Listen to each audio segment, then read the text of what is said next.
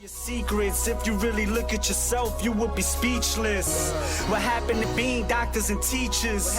What happened to being your brother's keeper? Nowadays, kids more worried about the reefer. Do that bounce!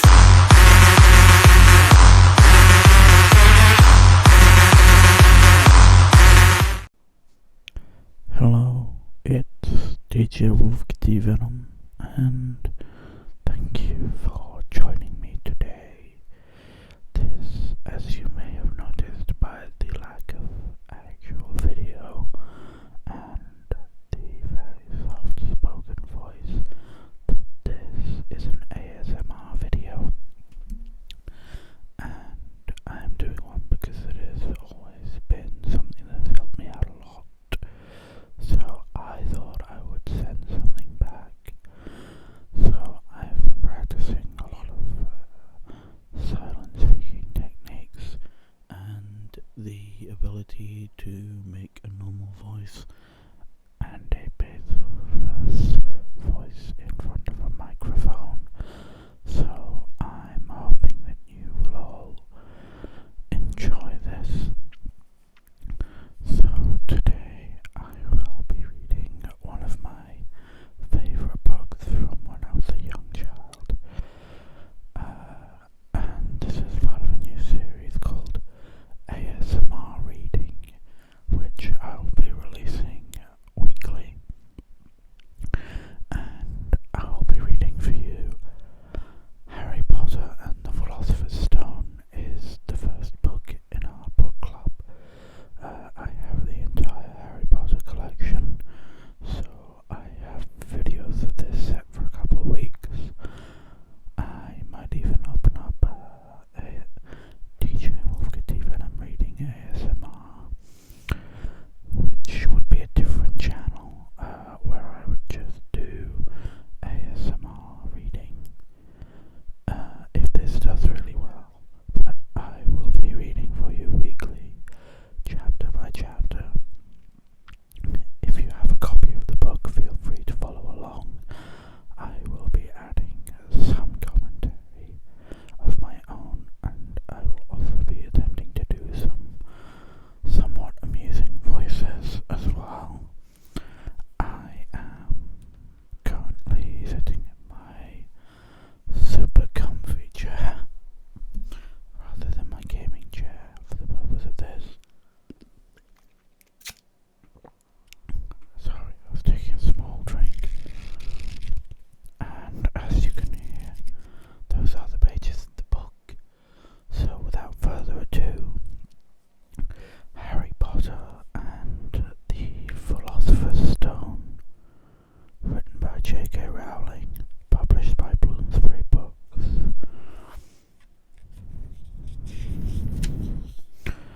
Chapter 1, The Boy Who Lived.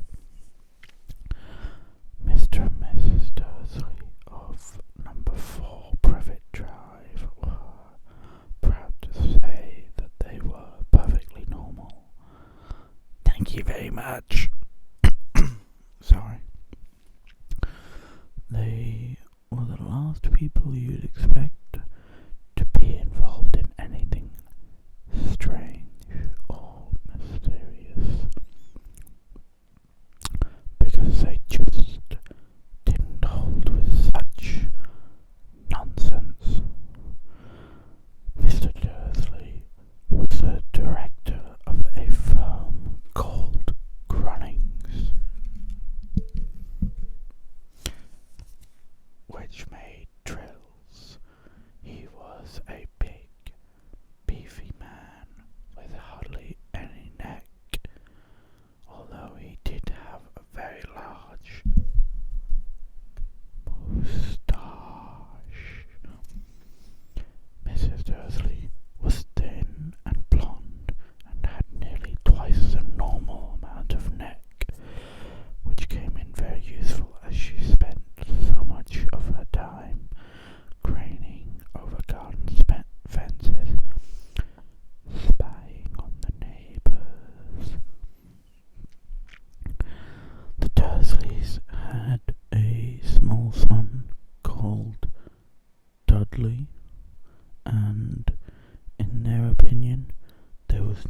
You'll find a boy anywhere. Come back here, Mike. The Dursleys had everything they wanted, but they also had a secret. Sorry guys, I'm making my mic clip. And their greatest fear was that somebody would discover it. They didn't think they could bear it if anyone found out about the Potters. Mrs. Potter was Mrs. Dursley's sister, but they hadn't met for several years. In fact, Mrs. Dursley pretended she didn't have a sister, because her sister and her good-for-nothing husband were as un-Dursleyish as it was possible to be. The Dursleys shuddered to think what the neighbours would say if the Potters arrived in the street. The Dursleys knew that the Potters had a small son too, but they had never even seen him. This boy was another good reason for keeping the Potters away. They didn't want Dursley mixing with a child like that. When Mr. and Mrs. Dursley woke up on the dull grey Tuesday, our story starts. There was nothing about the cloudy sky outside to suggest that strange and mysterious things would soon be happening all over the country. Mr. Dursley hummed as he picked out his most boring tie for work, and Mrs. Dursley gossiped away.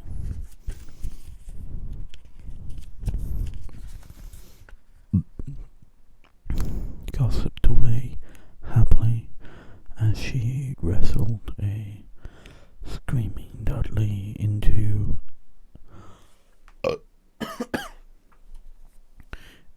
his high chair. None of them noticed a large tawny owl flutter past in the window.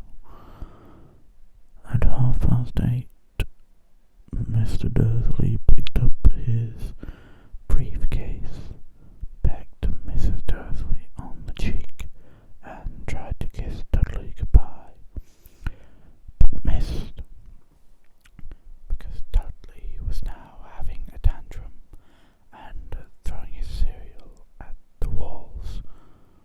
"Little take," chortled Mr. Dursley as he left the house. He got into his car and backed out of number 4's drive.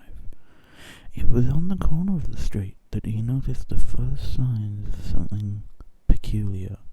A cat reading a map. For a second, Mr. Dursley didn't realize what he had seen. Then he jerked his head back. He jerked his head around to look again. There was a tabby cat standing on the corner of Privet Drive, but there wasn't a map in sight. What could he have been thinking of? It must have been a trick of the light. Mr. Dursley blinked and stared at the cat. It stared back. As Mr. Dursley drove around the corner and up the road, he watched the cat in his mirror. It was now reading the sign that said Privet Drive. Looking at the sign. Cats couldn't read maps or signs. Mr. Dursley gave himself a little shake put the cat out of his mind. As he drove towards town, he thought of nothing except a large order of drills he was hoping to get that day. Boring man. But on the edge of town, drills were driven out of his mind by something else.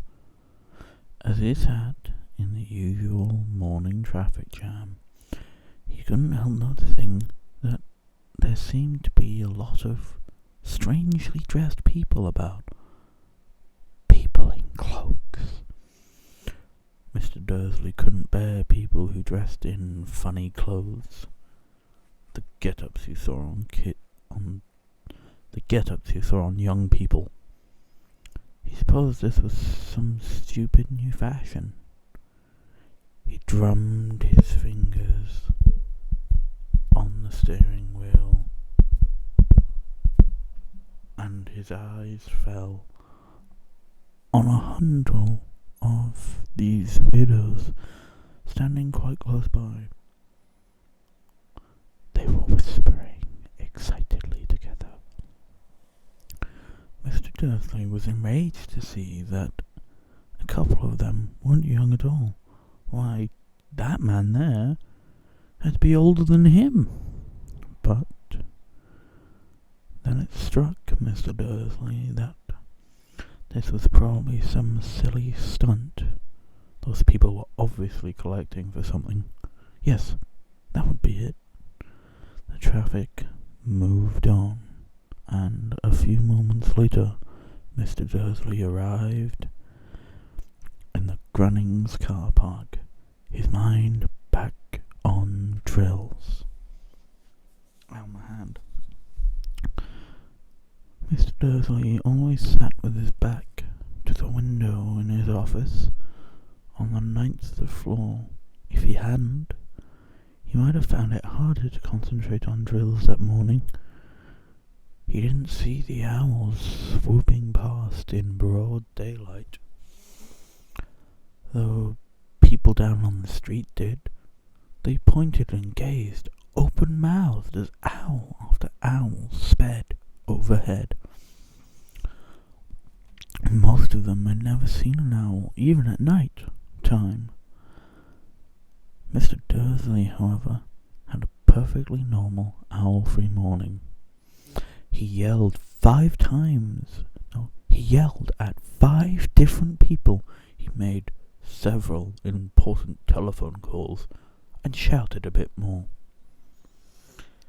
He was in a very good mood until lunchtime, when he thought he'd stretch his legs and walk across the road to buy himself a bun from the baker's opposite. He'd forgotten all about the people in cloaks until he passed a group of them next to the baker's.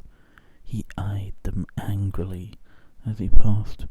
He didn't know why, but they made him uneasy. This lot were whispering excitedly too.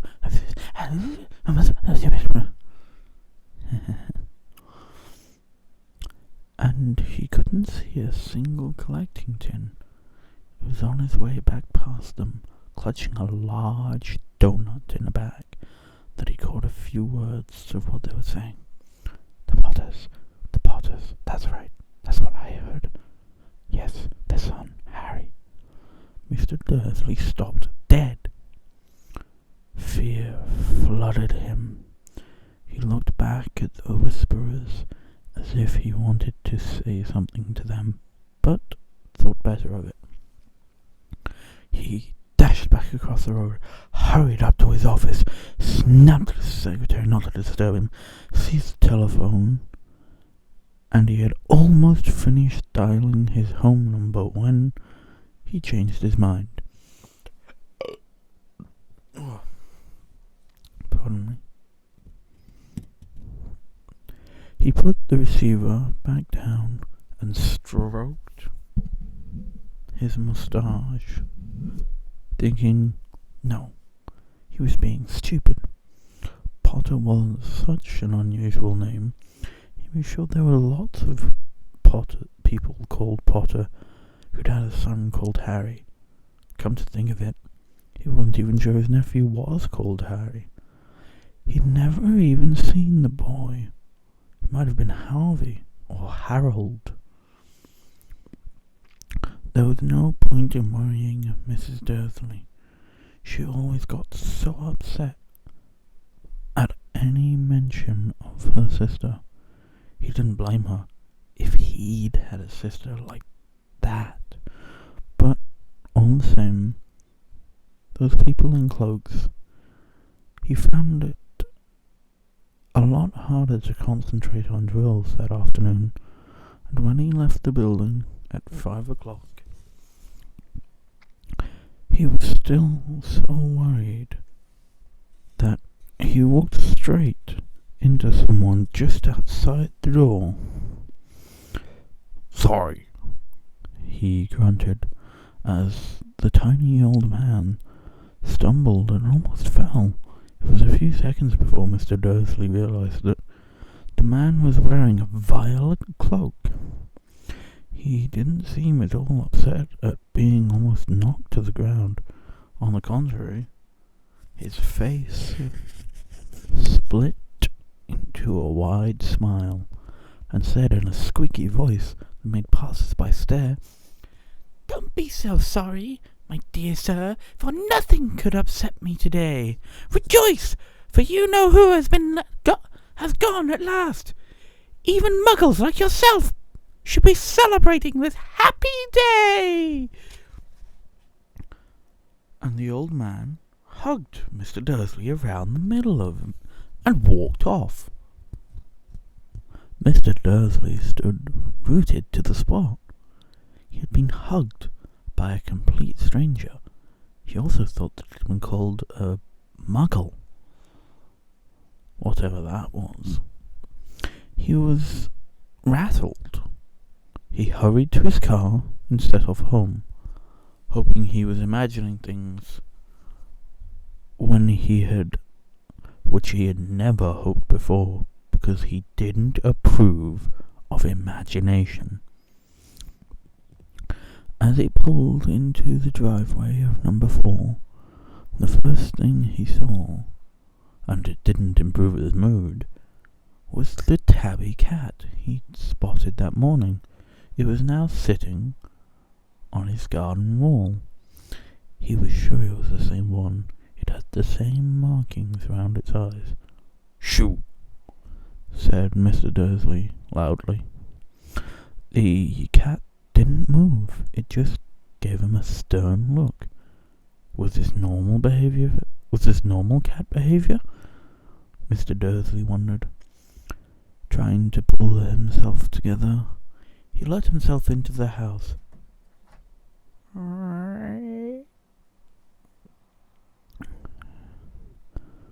Shit. Let himself into the house. He was still determined not to mention anything to his wife. Mrs. Dursley had a nice, normal day. She told him over dinner all about Mrs. Nextdoor's problems with her daughter and how Dudley had learnt a new word. Shan't! Mr. Dursley tried to act normally. When Dudley had been put to bed, he went into the living room in time to catch the last report of the evening news. And finally, bird watchers everywhere have reported that the nation's owls have been behaving very unusually today. Although owls normally hunt at night and are hardly ever seen in daylight, there have been hundreds of sightings of these birds flying in every direction since sunrise. Experts are unable to explain why the owls have suddenly changed their sleeping patterns. The newsreader allowed himself a grin. Most mysterious. And now over to Jim McGuffin with the weather. Going to be any more showers of owls tonight, Jim? Well, Ted, said the weatherman, I don't know about that, but it's not only the owls that have been acting oddly today. Views as far apart as Kent, Yorkshire, and Dundee have been phoning in to tell me that instead of the rain I promised yesterday, they've had a downpour of shooting stars. Perhaps people have been celebrating bonfire night early. It's not until next week, folks, but I can promise a wet night tonight. Mr. Dursley sat frozen in his armchair. Shooting stars all over all over Britain, owls flying by daylight, mysterious people in cloaks all over the place, and a whisper about the Potters. How far in am I? Give me a moment, guys. I'm gonna have a quick drink, refresh my throat.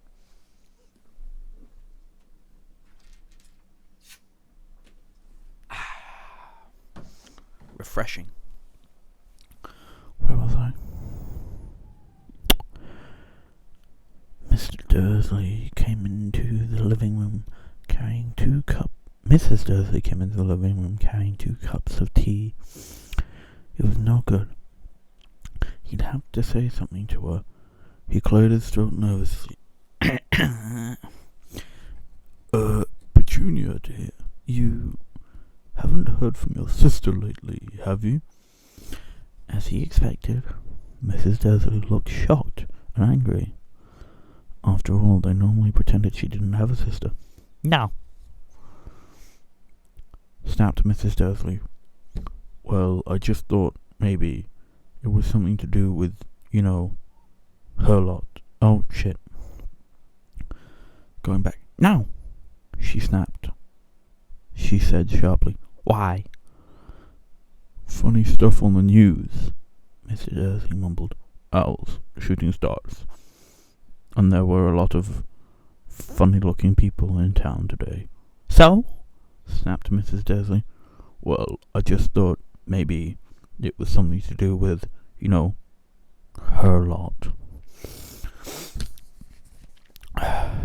Mrs. Dursley sipped her tea through pursed lips. Mr. Dursley wondered whether he dared tell her. Pardon me. Whether he dared tell her he'd heard the name Potter. He decided he didn't dare. Instead, he said as casual as he could, "Their son. He'd be about Dudley's age now, wouldn't he?" "I suppose so," said Mrs. Dursley stiffly. "What was his name again? Howard, isn't it?" "Harry. Nasty common name, if you ask me." "Oh, yes," said Mr. Dursley, his heart sinking horribly. "Yes, I quite agree." He didn't say any more. He didn't say another word on the subject as they went upstairs to bed.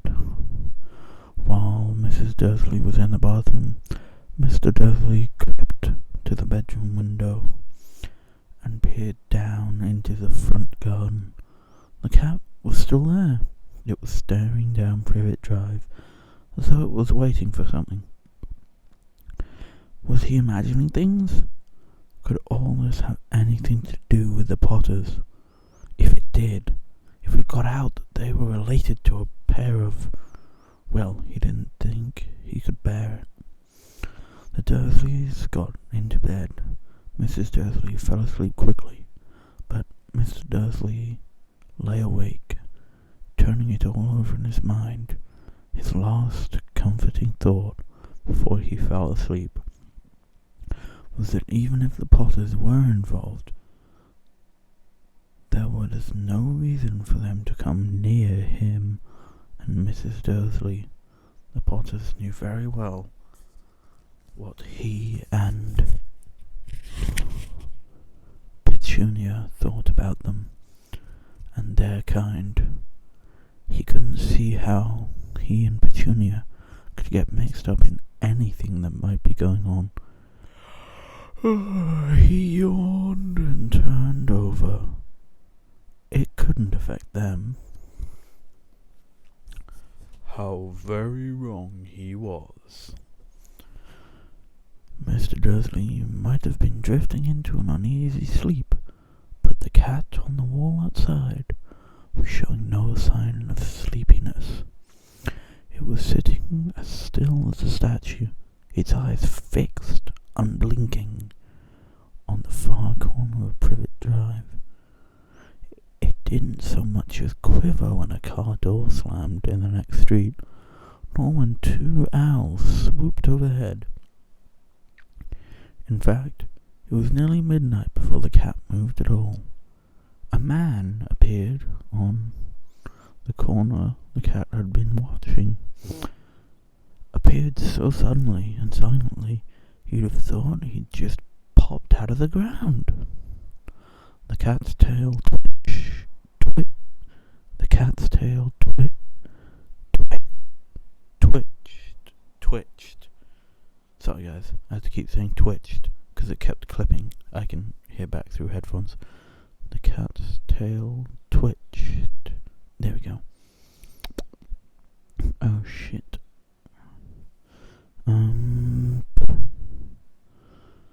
The cat's tail twitched, and its eyes narrowed. Nothing like this man had ever been seen in Privet Drive. He was tall, thin, and very old. Judging by the silver of his hair and beard, which were both long enough to tuck into his belt. He was wearing long robes, a purple cloak, which swept the ground, and high-heeled, buckled boots.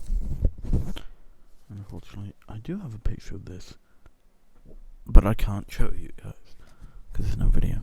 So that's for me to look at. His blue eyes were light, bright, and sparkling behind half-moon spectacles. I lost it now. Half-moon spectacles. And his nose was very long and crooked. So it had been broken at least twice. This man's name was Albus Dumbledore.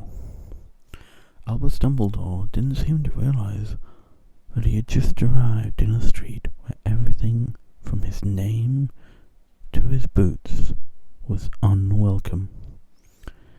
He was busy rummaging in his cloak, looking for something, but he did seem to realize he was being watched, because he looked up suddenly at the cat, which was still staring at him from the other end of the street. For some reason, the sight of the cat seemed to amuse him. Oh, I need another drink, guys.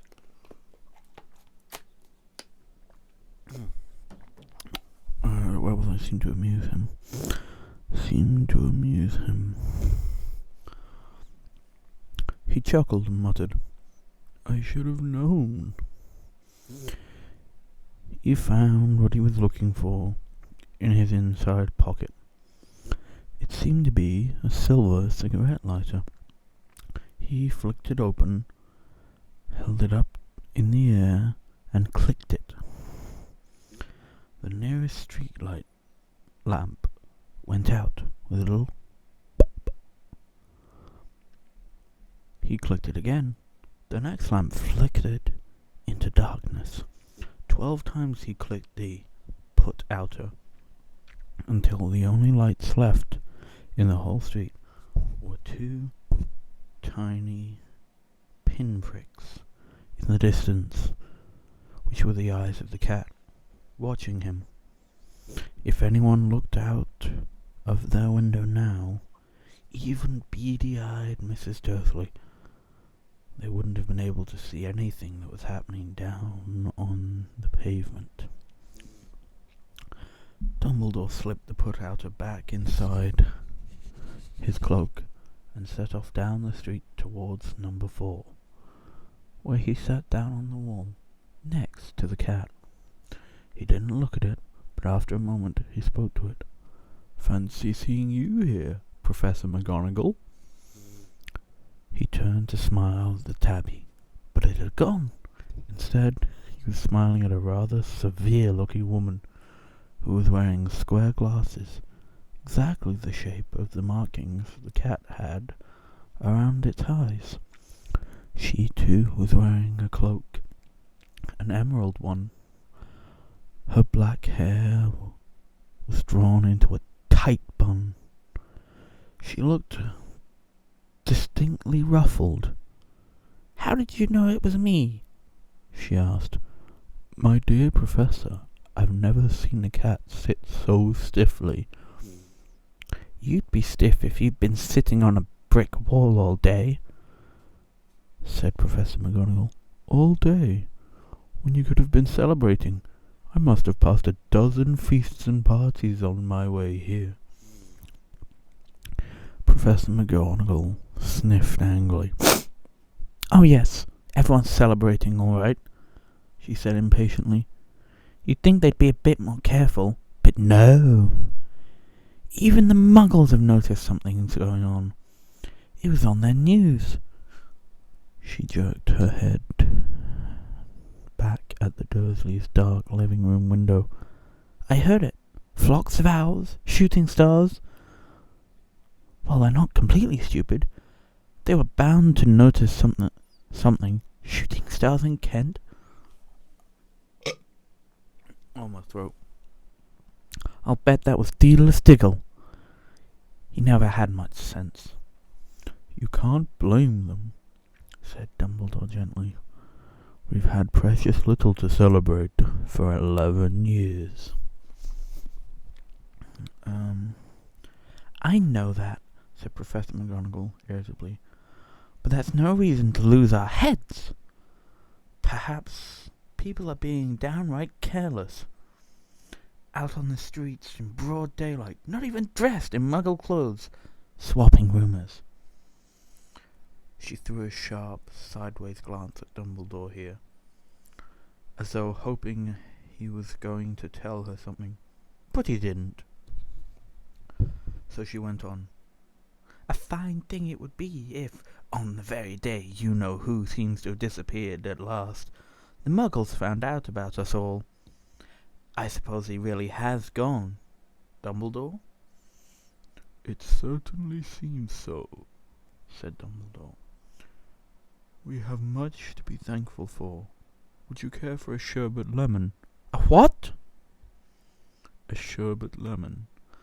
They're a kind of Muggle sweet I'm rather fond of." Come back here, microphone. "No, thank you," said Professor McGonagall, coldly, as though she didn't think this was the moment for sherbet lemons. "As I say, even if you know who has gone." "My dear Professor, surely a sensible person like yourself can call him by his name. All this you-know-who nonsense. For 11 years I have been trying to persuade people to call him by his proper name. Voldemort." Professor McGonagall flinched, but Dumbledore, who was unsticking 2 sherbet lemons, seemed not to notice. "It all gets so confusing if you keep saying you-know-who. I have never seen any reason to be frightened of saying Voldemort's name." "I know you haven't," said Professor McGonagall, sounding half exasperated, half admiring. "But you're different. Everyone knows you're the only one oh, all right, Voldemort was ever frightened of." "You flatter me," said Dumbledore calmly. "Voldemort had powers I will never have." "Only because you're too, noble to use them." "It's lucky it's dark. I haven't blushed so much since Madame Pumphrey told me she liked my new earmuffs. It's been a long time since I've read this, guys, and it's still good. And we are now 35 minutes in, with only 4 pages left. So where were we? Earmuffs. Professor McGonagall shot a sharp look at Dumbledore and said, "The owls are nothing to the rumours that are flying around. You know what everyone's saying? About why he's disappeared? About what finally stopped him?" It seemed that Professor McGonagall had reached the point she was most anxious to discuss. The real reason she had been waiting on a cold, hard wall all day. For neither as a cat nor as a woman had she fixed Dumbledore with such a piercing stare as she did now. It was plain that whatever everyone was saying... Oh. Sorry, guys. My throat's being weird. She was not going to believe it until Dumbledore told her it was true. Dumbledore, however, was choosing another sherbet lemon and did not answer. "What they're saying," she pressed on, "is that last night Voldemort turned up in Godric's Hollow. He went to find the Potters. The rumour is that Lily and James Potter that they're dead." Dumbledore bowed his head. Professor McGonagall gasped. "Lily and James? I can't believe it. I didn't want to believe it. Oh, Albus." Dumbledore reached out and patted her on the shoulder. I know, he said heavily. Professor McGonagall's voice trembled as she went on. "That's not all. They're saying he tried to kill the Potter's son, Harry, but he couldn't. He couldn't kill the little boy. No one knows why or how, but they're saying that when he couldn't kill Harry Potter, Voldemort's powers somehow broke, and that's why he's gone." Dumbledore nodded glumly. It's true?" faltered Professor McGonagall. "After all he's done, all the people he's killed, he couldn't kill a little boy? It's just astounding. All the things to stop him. But how in the name of heaven did Harry survive?" "We can only guess," said Dumbledore. "We may never know." Professor McGonagall pulled out a lace handkerchief and dabbed at her eyes beneath her spectacles. Dumbledore gave a great sniff as he took a golden watch from his pocket and examined it. It was a very odd watch. It had 12 hands, but no numbers. Instead, little planets were moving around the edge. It must have made sense to Dumbledore, though, because he put it back in his pocket and said, "Hagrid's late. I suppose it was he who told you I'd be here, by the way." "Yes," said Professor McGonagall, "and I don't suppose you're going to tell me why you're here, of all places?" "I've come to bring Harry to his aunt and uncle. They're the only family he has left now." You can't mean the people who live here?" cried Professor McGonagall, jumping to her feet and pointing...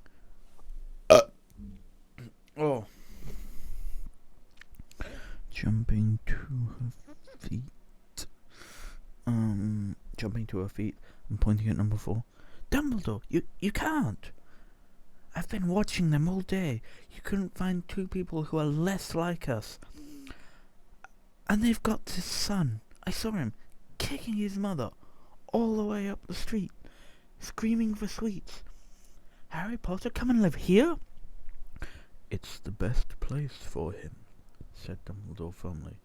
His aunt and uncle will be able to explain everything to him when he's older. I've written them a letter. A letter? Repeated Professor McGonagall, faintly, sitting back down on the wall. Really, Dumbledore? You think you can explain all this in a letter? These people will never understand him.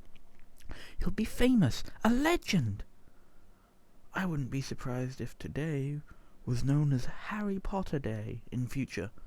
There will be books about Harry.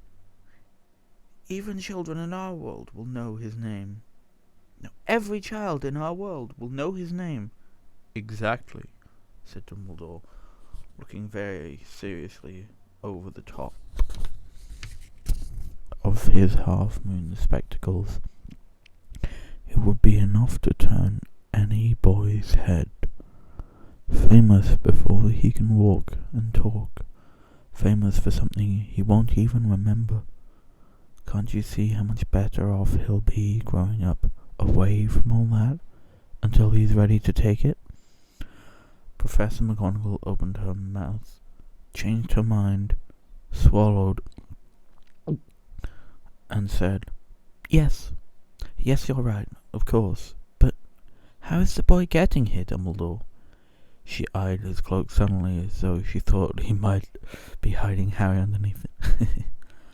Hagrid is bringing him. You think it wise to trust Hagrid with something as important as this? I would trust Hagrid with my life, said Dumbledore. I'm not saying his heart isn't in the right place, said Professor McGonagall grudgingly, but you can't pretend he's not careless.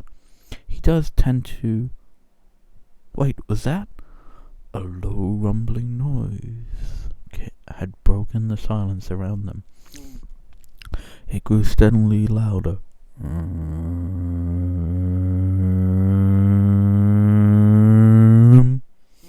There's your low rumbling noise.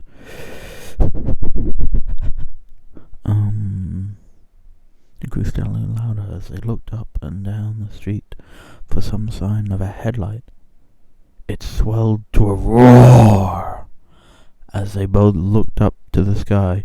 A huge motorbike fell out of the air and landed on the road in front of them.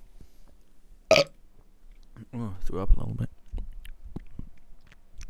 If the motorbike was huge, it was nothing to the man sitting astride it. He was almost twice as tall as a normal man, and at least 5 times as wide. Wow! He looked simply too big to be allowed, and so wild. Long tangles of bushy black hair and a beard hid most of his face. He had hands the size of dustbin lids, and his feet, in their leather boots, were like baby dolphins. In his vast, muscular arms, he was holding a bundle of blankets. Hagrid, said Dumbledore, sounding relieved. At last. And where did you get that motorbike? Borrowed it. No, sorry, let me try that again. Borrowed it. Borrowed it, Professor Dumbledore, sir, said the giant. Hang on. Borrowed it, Professor Dumbledore, sir. There we go, I like that one, said the giant, climbing carefully off the motorbike as he spoke. Young Sirius Black lent it me. I've got him, sir. No problems, were there? No, sir. House was almost destroyed, But I got him out all right before the muggles started swarming around. He fell asleep as we were flying over Bristol. Dumbledore and Professor McGonagall bent forward over the bundle of blankets. Inside, just visible, was a baby boy, fast asleep under a tuft of jet black hair. Over his forehead, they could see a curiously shaped cut, like a bolt of lightning. "Is that where?" whispered Professor McGonagall. "Yes," said Dumbledore. "He'll have that scar forever." "Couldn't you do something about it, Dumbledore?" "Even if I could, I wouldn't. Scars can come in useful. I have one myself above my left knee, which is a perfect map of the London Underground." "Well, give him here, Hagrid, and we better get this over with." Dumbledore took Harry in his arms and turned towards the Dursleys' house. Could I say goodbye to him, sir?" asked Hagrid. He bent his great shaggy head over Harry and gave him what must have been a very scratchy, whiskery kiss. Then suddenly Hagrid let out a howl like that of a wounded dog. "Oh!" "Shh!" hissed Professor McGonagall. "You'll wake the muggles." Sorry," sobbed Hagrid, taking out a large spotted handkerchief and burying his face in it. "But I can't stand it. Lily and James dead, and poor little Harry off to live with muggles." Yes, it's all very sad. But get a grip on yourself, Hagrid, or we'll be found," Professor McGonagall whispered, patting Hagrid gingerly on the arm as Dumbledore stepped over the low garden wall and walked to the front door. He laid Harry gently on the doorstep, took a letter out of his cloak, tucked it inside Harry's blankets, and then came back to the other two. For a full minute, the three of them stood and looked at the little bundle. Hagrid's shoulders shook. Professor McGonagall blinked furiously, and the twinkling light that usually shone from Dumbledore's eyes seemed to have gone out. "Well," Dumbledore said finally, "that's that. We've no business staying here. We might as well go and join the celebrations." "Yeah," said Hagrid in a very muffled voice. "Yeah," said Hagrid in a very muffled voice. "I'd best get this bike away. Good night, Professor McGonagall. Professor Dumbledore, sir." Wiping his streaming eyes on his jacket sleeve, Hagrid swung himself onto the motorbike and kicked the engine into life. With a loud roar, it rose into the air and off into the night. "I shall see you soon, I expect, Professor McGonagall," said Dumbledore, nodding to her.